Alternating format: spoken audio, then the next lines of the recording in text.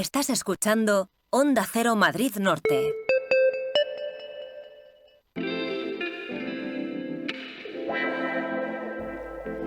Doce y 52 del mediodía, la Organización de Mujeres Rurales FADEMUR ha advertido sobre las dificultades de estudiantes de las zonas rurales de Madrid para poder acceder a la formación profesional pública. François, vamos a profundizar un poco en este tema. ¿Qué tal?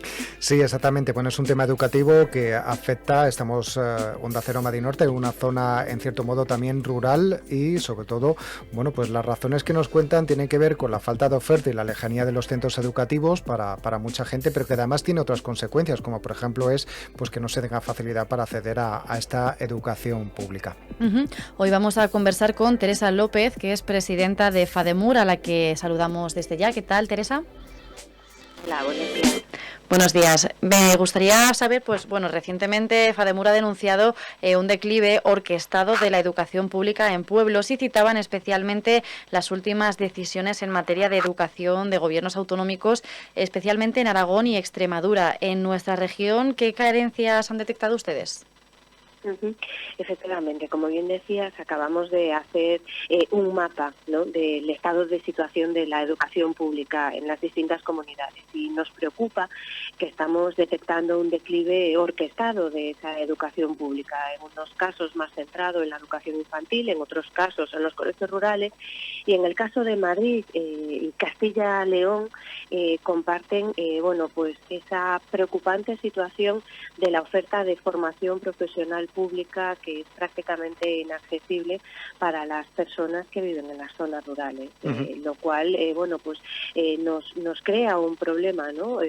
Porque la educación pública al final pues es un derecho fundamental, pero va más allá, es un elemento cohesionador de las comunidades y los centros ayudan a vertebrar el territorio y a mantener la población. Teresa, muy buenos días. Me gustaría preguntarte y sobre todo que nos dieras un ejemplo de esas dificultades que tienen alumnos, alumnas a la hora de formarse en formación profesional en zonas rurales, por ejemplo estamos hablando Sierra Norte, pues para acceder a los centros. Pues efectivamente, tenemos problemas en primer lugar de falta de oferta. En toda la Sierra Norte hay una oferta muy reducida, solamente en 3 institutos, en San Agustín de Guadalís, en Torrelaguna y en La Cabrera, hay módulos básicos, medios y solamente un módulo superior. Y para acceder a esa oferta escasa, además tenemos que añadirle las dificultades que tenemos con el transporte, ¿verdad? Esta mala comunicación que en general suele existir también en las zonas rurales de Madrid. Y si vamos al caso de un ejemplo de una chica de Somosierra que quisiera estudiar en Torrelaguna, por ejemplo, un módulo superior de administrador de sistemas informáticos en red, que es el único módulo superior, insisto, que existe en la Sierra Norte, pues tardaría 1 hora y 47 minutos en el mejor de los casos de ida y 1 hora y 47 minutos de vuelta a su domicilio para poder realizar estos estudios. Evidentemente esto es inasumible porque estamos hablando de tiempos que no se justifican con la distancia que existe y que inhabilitan o hacen inviable pues el hacer esos estudios, ¿no? También puede provocar, pienso yo, como efecto colateral que alumnos, alumnas que quieran cursar estudios y estén viviendo en zonas rurales, digamos que se vayan a la gran ciudad, ¿no?, para poder hacerlo, debido a que hay más facilidades, más oferta, más facilidades para moverse y bueno, pues se produzca esos pueblos con menos gente joven. Efectivamente, las dificultades o los recortes en educación conllevan siempre un agravamiento de los problemas del despoblamiento, en todos los niveles. Cuando son en niveles más inferiores, más vinculados con la educación infantil y con la educación primaria, se trasladan las familias enteras. Cuando estamos hablando de niveles más superiores, en este caso de la formación profesional, se trasladan los jóvenes y las jóvenes. Y una vez que se marchan de sus pueblos es muy difícil que regresen a ellos, con lo cual recortar en educación significa no hacer los deberes en la lucha contra el despoblamiento, además de todo lo que significa, ¿no?, de falta de igualdad de oportunidades. En Madrid, particularmente nos preocupa esa oferta de formación profesional pública cuando se está incentivando una educación profesional privada que no tiene todas estas carencias.